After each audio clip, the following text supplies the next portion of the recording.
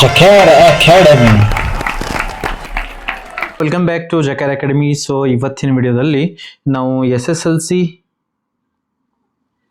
25 and 26 ಅಂದರೆ April 2026ರಲ್ಲಿ ನಡೆಯುವಂಥ ವಾರ್ಷಿಕ ಪರೀಕ್ಷೆಯ ಗಣಿತ ವಿಷಯಕ್ಕೆ ಸಂಬಂಧಿಸಿದಂತೆ mathematics we have to discussing about mathematics subject today in this video. ಅದರ ಬಗ್ಗೆ ಚರ್ಚೆಯನ್ನು ಮಾಡೋಣ. ಸೊ ಯಾವೆಲ್ಲ ಪಾಠದಿಂದ ಗಣಿತ ಮ್ಯಾಥಮೆಟಿಕ್ಸ್ 81E ಆರ್ ಕೆ ಇದೆ, 81 ಸಬ್ಜೆಕ್ಟ್ ಕೋಡ್ ಇದೆ, 81K ಕನ್ನಡ ಮಾಧ್ಯಮ ಆದರೆ 81E ಇಂಗ್ಲಿಷ್ ಮಾಧ್ಯಮ ಆದರೆ. ಸೊ ಯಾವೆಲ್ಲ ಪಾಠದಿಂದ ಎಷ್ಟು ಅಂಕದ್ದು ಪ್ರಶ್ನೆಗಳನ್ನು ಕೇಳ್ತಾರೆ, ಪ್ರತಿಯೊಂದು ಪಾಠದಿಂದ ಎಷ್ಟು ಪ್ರಶ್ನೆಗಳು ಬರ್ತವೆ, ಎಷ್ಟು ಅಂಕಕ್ಕೆ ಎನ್ನುವಂಥದ್ದನ್ನು ಈ ಒಂದು ವಿಡಿಯೋದಲ್ಲಿ ನಾವು ಚರ್ಚೆಯನ್ನು ಮಾಡ್ತಾ ಸಾಗೋಣ. ಸೊ ಮಕ್ಕಳೇ, ನಿಮಗೆಲ್ಲರೂ ಗೊತ್ತಿರುವಂತೆ ಇದೆಲ್ಲ ಬ್ಲೂ ಪ್ರಿಂಟ್ ಇಲಾಖೆ ಕಡೆಯಿಂದ ಬಿಡುಗಡೆ ಮಾಡಿದ್ದಾರೆ. ನಾವು ಈಗ ಡಿಸ್ಕಷನ್ ಮಾಡ್ತಾ ಸಾಗೋಣ. ಎಸ್, ಇಲ್ಲಿ ಮೊದಲಿಗೆ ನೀವು ನೋಡಬಹುದು ಚಾಪ್ಟರ್ ನೇಮ್ ಕೊಟ್ಟಿದ್ದಾರೆ, ಅಧ್ಯಾಯದ ಹೆಸರನ್ನು ಕೊಟ್ಟಿದ್ದಾರೆ. ಮೊದಲನೇ ನಮ್ಮ ಚಾಪ್ಟರ್ ಏನಿದೆ ವಾಸ್ತವ ಸಂಖ್ಯೆಗಳು ಅಂತ ಕರಿತೀವಿ, or in English we called as real numbers. So ಮೊದಲನೇದಾಗಿ ಒಂದು ಅಂಕದ ಪ್ರಶ್ನೆ ಒಂದು ಬರ್ತದೆ. ಸೊ ಇಲ್ಲಿ ಒಂದು ಅಂಕದ ಪ್ರಶ್ನೆ ಮೇ ಬಿ MCQ ಪ್ರಶ್ನೆ ಆದರೂ ಇರಬಹುದು ಆರ್ 1 ಮಾರ್ಕ್ಸ್ ಕ್ವಶನ್ ಆದರೂ ಇರಬಹುದು. 1 ಮಾರ್ಕ್ಸ್ ಕ್ವಶನ್ ಆದರೂ ಇರ್ಬೋದು. ನಮಗೆಲ್ಲರೂ ಗೊತ್ತಿರುವಂತೆ 8 MCQ ಪ್ರಶ್ನೆಗಳು ಇರ್ತವೆ, ಅಂದರೆ 4 ಆಯ್ಕೆಗಳನ್ನು ಕೊಟ್ಟಿರ್ತಾರೆ, ಅದರಲ್ಲಿ ಯಾವುದಾದ್ರು ಒಂದು ನಾವು ಆಯ್ಕೆಯನ್ನು ಮಾಡ್ಕೊಳ್ಬೇಕಾಗಿರುವಂಥದ್ದು. ಇನ್ನೂ 8 ಪ್ರಶ್ನೆಗಳು 1 ಅಂಕದ ಪ್ರಶ್ನೆಗಳಾಗಿರ್ತವೆ, ಪ್ರತಿಯೊಂದಕ್ಕೆ 1 ಅಂಕ ಇರ್ತದೆ, ಅದನ್ನು ಬಿಡಿಸಬೇಕಾಗಿರುವಂಥದ್ದು. ಸೊ ಅದಕ್ಕೆ 1 ಅಂಕದ ಪ್ರಶ್ನೆಗಳು ಕೇಳ್ತಾರೆ 8. ಈ ಒಂದು ಪ್ರಶ್ನೆ ಏನಿದೆ ಮೇ ಬಿ ಇದು MCQ ಆಗಿರಬಹುದು ಆರ್ 1 ಮಾರ್ಕ್ಸ್ ಕ್ವಶನ್ ಆಗಿರಬಹುದು. ಅಲ್ಲಿಂದ ನಮಗೆ ಏನ್ ಮಾಡ್ತಾರೆ, ಫಸ್ಟ್ 1 ಮಾರ್ಕ್ಸ್ ಒಂದು ಕ್ವಶನ್ ಅನ್ನ ಕೇಳ್ತಾರೆ. 2 ಅಂಕದ ಪ್ರಶ್ನೆಗಳನ್ನ 2 ಕೇಳ್ತಾರೆ, 1 ಅಂಕದ ಒಂದು ಪ್ರಶ್ನೆಯನ್ನ ಕೇಳ್ತಾರೆ. ಸೊ ನಾವು 2 ಅಂಕದ ಪ್ರಶ್ನೆಗಳು ನೋಡೋದು, 2 ಅಂಕದ ಪ್ರಶ್ನೆಗಳು 8 ಇರ್ತವೆ, ಒಟ್ಟಿಗಾಗಿ ನಮಗೆ 16 ಅಂಕಗಳು ಅಲ್ಲಿಂದ ಬರ್ತಿರ್ತವೆ. ಸೊ ಅಂತ 2 ಪ್ರಶ್ನೆಗಳನ್ನ ಈ ಒಂದು ವಾಸ್ತವ ಸಂಖ್ಯೆಗಳು ಅಥವಾ ರಿಯಲ್ ನಂಬರ್ಸ್ ಇಂದ ಕೇಳ್ತಾರೆ. ಟೋಟಲ್ ಆಗಿ 3 ಪ್ರಶ್ನೆಗಳನ್ನ ಕೇಳ್ತಾರೆ. ಇಲ್ಲಿ ನೋಡಬಹುದು 1 ಅಂಕದ 1 ಪ್ರಶ್ನೆ ಹಾಗೂ 2 ಅಂಕದ 2 ಪ್ರಶ್ನೆಗಳು ಕೇಳ್ತಾರೆ. ಟೋಟಲ್ ಆಗಿ ನಮಗೆ ವಾಸ್ತವ ಸಂಖ್ಯೆ ಆರ್ ರಿಯಲ್ ನಂಬರ್ ಇಂದ 5 ಅಂಕಗಳು ಬರ್ತವೆ. ಇನ್ನು ನಮ್ಮ ಎರಡನೇ ಅಧ್ಯಾಯವನ್ನ ನೋಡುವುದಾದ್ರೆ ಬಹುಪದೋಕ್ತಿಗಳು ಅಂತ ಕರಿತೀವಿ, ಪಾಲಿನಾಮಿಯಲ್ಸ್. 1 ಅಂಕದ್ದು 2 ಪ್ರಶ್ನೆಗಳನ್ನ ಕೇಳ್ತಾರೆ, 3 ಅಂಕದ್ದು 1 ಪ್ರಶ್ನೆಯನ್ನ ನಮಗೆ ಬಹುಪದೋಕ್ತಿಗಳಿಂದ ಕೇಳ್ತಾರೆ. ಈ 2 ಪ್ರಶ್ನೆಗಳು ಒಂದು MCQ ರೂಪದಲ್ಲಿನೂ ಬರಬಹುದು ಆರ್ 1 ಮಾರ್ಕ್ಸ್ ಕ್ವಶನ್ ರೂಪದಲ್ಲಿ ಆದರೂ ಬರಬಹುದು. ಆಮೇಲೆ 3 ಅಂಕದಲ್ಲಿ ಒಟ್ಟು 9 ಪ್ರಶ್ನೆಗಳು ಕೇಳಿರ್ತಾರೆ, ಅದರಲ್ಲಿ ಒಂದು ಬಹುಪದೋಕ್ತಿಯನ್ನು ಕೇಳಿರ್ತಾರೆ.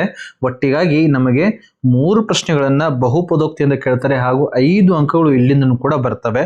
ಸೊ ಡೆಫಿನೆಟ್ ಆಗಿ ಇದೇ ಪ್ಯಾಟರ್ನ್ ಆನ್ಯುವಲ್ ಎಕ್ಸಾಮ್ಗೂ ಕೂಡ ಫಾಲೋ ಆಗುತ್ತೆ. ಇದು 100% ವೆರಿಫೈಡ್ ಇದೆ, ಯಾಕಂದ್ರೆ ಬೋರ್ಡ್ ಕಡೆಯಿಂದ ಇದನ್ನ ಬಿಡುಗಡೆಯನ್ನು ಮಾಡಿದ್ದಾರೆ. ಇನ್ನು 3ನೇ ನಮ್ಮ ಅಧ್ಯಾಯವನ್ನ ನೋಡುವುದಾದ್ರೆ 2 ಚರಾಕ್ಷರವುಳ್ಳ ರೇಖಾತ್ಮಕ ಸಮೀಕರಣಗಳ ಜೋಡಿಗಳು. ಈ ಒಂದು ಪಾಠದಿಂದ pair of linear equations in 2 variables. On this unit we got 1 marks 2 questions. 1 ಅಂಕದ 2 ಪ್ರಶ್ನೆಗಳು ಬರ್ತವೆ ಹಾಗೂ 2 ಅಂಕದ 1 ಪ್ರಶ್ನೆ ಬರ್ತದೆ ಹಾಗೂ 4 ಅಂಕದ 1 ಪ್ರಶ್ನೆ ಬರ್ತದೆ. ನೋಡಿ, ಬಹಳಷ್ಟು ಇಂಪಾರ್ಟೆಂಟ್ ಆಗಿರುವಂಥದ್ದು, ಮೋಸ್ಟ್ ಇಂಪಾರ್ಟೆಂಟ್. 4 ಪ್ರಶ್ನೆಗಳು ಬರ್ತವೆ. There are 4 questions from this unit and totally we get 8 marks. 8 ಅಂಕಗಳು ನಮಗೆ ಇಲ್ಲಿಂದ ಬರ್ತವೆ, ಈ ಒಂದು ಪಾಠದಿಂದ ಬರ್ತವೆ. ಸೊ ಇದು ಬಹಳಷ್ಟು ಇಂಪಾರ್ಟೆಂಟ್ ಆಗಿರುವಂತಹ ಪಾಠ. 8 ಅಂಕಗಳು ಇಲ್ಲಿಂದ ಬರ್ತಿರ್ತವೆ. ಜೊತೆಗೆ ವರ್ಗ ಸಮೀಕರಣಗಳು ನೋಡೋದು. ನೆಕ್ಸ್ಟ್ ಅಧ್ಯಾಯ ವರ್ಗ ಸಮೀಕರಣಗಳು, ಕ್ವಾಡ್ರಿಯಾಟಿಕ್ ಇಕ್ವೇಶನ್ಸ್. 1 ಅಂಕದ 1 ಪ್ರಶ್ನೆ ಬಂದ್ರೆ 2 ಅಂಕದ್ದು 1 ಪ್ರಶ್ನೆ ಬರ್ತದೆ ಹಾಗೂ 3 ಅಂಕದ 1 ಪ್ರಶ್ನೆ ಬರ್ತದೆ. ಒಟ್ಟಿಗಾಗಿ 3 ಪ್ರಶ್ನೆಗಳು ಬರ್ತವೆ ಹಾಗೂ 6 ಅಂಕಗಳನ್ನ ವರ್ಗ ಸಮೀಕರಣದಿಂದ ನಮಗೆ ಕೇಳಲಾಗ್ತಾ ಇದೆ. 5ನೇ ಅಧ್ಯಾಯವನ್ನು ನೋಡೋದಾದ್ರೆ ಸಮಾಂತರ ಶ್ರೇಣಿಗಳು ಆರ್ ಅರಿಥಮೆಟಿಕ್ ಪ್ರೋಗ್ರೆಷನ್ಸ್ ಅಂತ ಕರಿತೀವಿ. 1 ಅಂಕದ್ದು 2 ಪ್ರಶ್ನೆಗಳು ಬರ್ತವೆ. ಇದು ಮೇ ಬಿ MCQ ಆಗಿರಬಹುದು ಆರ್ 1 ಮಾರ್ಕ್ಸ್ ಕ್ವಶನ್ ಕೂಡ ಆಗಿರ್ಬೋದು. ಅಂತ 2 ಪ್ರಶ್ನೆಗಳನ್ನ ಈ ಒಂದು ಯೂನಿಟ್ ನಿಂದ ಅಧ್ಯಾಯದಿಂದ ಕೇಳ್ತಾರೆ. 2 ಅಂಕದ್ದು 1 ಪ್ರಶ್ನೆಯನ್ನ ಕೇಳ್ತಾರೆ ಹಾಗೂ 4 ಅಂಕದ್ದು 1 ಪ್ರಶ್ನೆಯನ್ನ ಕೇಳ್ತಾರೆ. 4 ಅಂಕದ್ದು 1 ಪ್ರಶ್ನೆ, ಒಟ್ಟಿಗಾಗಿ 4 ಪ್ರಶ್ನೆಗಳು ಕೇಳ್ತಾರೆ. ಒಟ್ಟು 8 ಅಂಕಗಳು ಬರ್ತವೆ. ಎಷ್ಟು? 8 ಅಂಕಗಳು. ಇದು ಕೂಡ ಬಹಳಷ್ಟು ಇಂಪಾರ್ಟೆಂಟ್ ಆಗಿರುವಂತಹ ಪಾಠವಾಗಿದೆ. 8 ಅಂಕಗಳನ್ನ ನಾವು ಇಲ್ಲಿಂದ ಪಡ್ಕೊಳ್ತೀವಿ. Then come to next unit, it's triangles, ತ್ರಿಭುಜಗಳು ಎನ್ನುವಂಥದ್ದು ನೆಕ್ಸ್ಟ್ ಅಧ್ಯಾಯ ಇದೆ. 1 ಅಂಕದ್ದು 2 ಪ್ರಶ್ನೆಗಳನ್ನು ಕೇಳ್ತಾರೆ, 3 ಅಂಕದ್ದು 1 ಪ್ರಶ್ನೆ ಬರ್ತದೆ ಹಾಗೂ 4 ಅಂಕದ್ದು 1 ಪ್ರಶ್ನೆ ಬರ್ತದೆ. ಒಟ್ಟಿಗಾಗಿ 4 ಪ್ರಶ್ನೆಗಳು ಹಾಗೂ ಮ್ಯಾಕ್ಸಿಮಮ್ ಮಾರ್ಕ್ಸ್ ಯಾವ ಪಾಠದಿಂದ ಬರ್ತವೆ ಅಂದ್ರೆ ಟ್ರಯಾಂಗಲ್ಸ್ ಇಂದ ಬರ್ತವೆ. This is also most important, ಅತಿ ಮುಖ್ಯವಾಗಿರುವಂಥದ್ದು. ಅತಿ ಹೆಚ್ಚಿಗೆ ಅಂಕಗಳು ಇದೇ ಪಾಠದಿಂದ ಬರ್ತವೆ. 9 ಅಂಕಗಳನ್ನ ನಮಗೆ ಇಲ್ಲಿಂದ ಕೇಳಲಾಗ್ತಾ ಇದೆ. ನೆಕ್ಸ್ಟ್ ಮುಂದಿನ ಒಂದು ಅಧ್ಯಾಯಕ್ಕೆ ಬಂದ್ಬಿಟ್ಟು ವೃತ್ತಗಳು, ಸರ್ಕಲ್ಸ್ ಅಂತ ಕರಿತೀವಿ. ಇಲ್ಲಿ 2 ಅಂಕದ್ದು 1 ಪ್ರಶ್ನೆ ಬರ್ತದೆ, 3 ಅಂಕದ್ದು 1 ಪ್ರಶ್ನೆ ಬರ್ತದೆ. ಒಟ್ಟಿಗೆ 2 ಪ್ರಶ್ನೆಗಳನ್ನು ಕೇಳ್ತಾರೆ ಹಾಗೂ 5 ಅಂಕಗಳು ನಮಗೆ ಸರ್ಕಲ್ಸ್ ಇಂದ ಅಂದ್ರೆ ವೃತ್ತಗಳಿಂದ ಬರ್ತವೆ. ಯೂನಿಟ್ 8 8ನೇ ಅಧ್ಯಾಯವನ್ನು ನೋಡುವುದಾದ್ರೆ ನಿರ್ದೇಶಾಂಕ ರೇಖಾಗಣಿತ, ಕೋಆರ್ಡಿನೇಟ್ ಜೊಮೆಟ್ರಿ ಅಂತ ಕರಿತೀವಿ. 1 ಅಂಕದ್ದು 1 ಪ್ರಶ್ನೆ ಬರ್ತದೆ, 2 ಅಂಕದ್ದು 1 ಪ್ರಶ್ನೆ ಬರ್ತದೆ ಹಾಗೂ 3 ಅಂಕದ್ದು 1 ಪ್ರಶ್ನೆ ಬರ್ತದೆ. ಒಟ್ಟಿಗಾಗಿ ಇಲ್ಲಿ ನೋಡುವುದಾದ್ರೆ 3 ಪ್ರಶ್ನೆಗಳನ್ನ ಕೇಳ್ತಾರೆ ಹಾಗೂ ಒಟ್ಟು 6 ಅಂಕಗಳು ನಮಗೆ ನಿರ್ದೇಶಾಂಕ ರೇಖಾಗಣಿತ ಈ ಒಂದು ಪಾಠದಿಂದ ಬರ್ತವೆ. 9ನೇ ಅಧ್ಯಾಯವನ್ನ ನೋಡುವುದಾದರೆ ತ್ರಿಕೋನಮಿತಿಯ ಪ್ರಸ್ತಾವನೆ, ಇಂಟ್ರೊಡಕ್ಷನ್ ಟು ಟ್ರಿಗ್ನೋಮೆಟ್ರಿ, ಇದು ಕೂಡ ಇಂಪಾರ್ಟೆಂಟ್ ಆಗಿರುವಂಥದ್ದು. 1 ಅಂಕದ್ದು 1 ಪ್ರಶ್ನೆ ಬರ್ತದೆ, 2 ಅಂಕದ್ದು 1 ಪ್ರಶ್ನೆ ಬರ್ತದೆ ಹಾಗೂ 3 ಅಂಕದ 1 ಪ್ರಶ್ನೆಯನ್ನ ಇಲ್ಲಿ ಕೇಳಲಾಗ್ತಾ ಇದೆ. ಒಟ್ಟು 3 ಪ್ರಶ್ನೆಗಳು ಬರ್ತವೆ ಹಾಗೂ ಒಟ್ಟು ಅಂಕಗಳು 6 ಅಂಕಗಳು ನಮಗೆ ಇಲ್ಲಿಂದ ಬರ್ತವೆ. ನೆಕ್ಸ್ಟ್ ಯೂನಿಟ್ ಅನ್ನು ನೋಡೋದಾದ್ರೆ ತ್ರಿಕೋನಮಿತಿಯ ಕೆಲವು ಅನ್ವಯಗಳು, ಸಮ್ ಅಪ್ಲಿಕೇಶನ್ ಆಫ್ ಟ್ರಿಗ್ನೋಮೆಟ್ರಿ. ಇಲ್ಲಿ ಡೈರೆಕ್ಟ್ ಆಗಿ ನಮಗೆ 4 ಅಂಕದ 1 ಪ್ರಶ್ನೆಯನ್ನ ಕೇಳ್ತಾರೆ. 4 ಅಂಕದ 1 ಪ್ರಶ್ನೆ ಕೇಳ್ತಾರೆ. ಒಟ್ಟಿಗಾಗಿ ನಮಗೆ 1 ಪ್ರಶ್ನೆ ಬರ್ತದೆ ಇಲ್ಲಿಂದ ಹಾಗೂ 4 ಅಂಕಗಳು ಬರ್ತವೆ. Next unit is surface areas and volumes, ಮೇಲ್ಮೈ ವಿಸ್ತೀರ್ಣಗಳು ಮತ್ತು ಘನಫಲಗಳು. ಸೊ ಇಲ್ಲಿ 1 ಅಂಕದ 2 ಪ್ರಶ್ನೆಗಳನ್ನು ಕೇಳ್ತಾರೆ ಹಾಗೂ 5 ಅಂಕದ 1 ಪ್ರಶ್ನೆ ಕೇಳ್ತಾರೆ. ನೋಡಿ, 5 ಅಂಕದ್ದು ಡೈರೆಕ್ಟ್ ಪ್ರಶ್ನೆ ಇಲ್ಲಿಂದ ಬರ್ತದೆ. ಸೊ ಇಲ್ಲಿ ಒಟ್ಟು 3 ಪ್ರಶ್ನೆಗಳನ್ನ ಕೇಳ್ತಾರೆ ಹಾಗೂ ಒಟ್ಟು ಅಂಕಗಳು ಬರ್ತವೆ ನಮಗೆ ಇಲ್ಲಿಂದ 7 ಅಂಕಗಳು.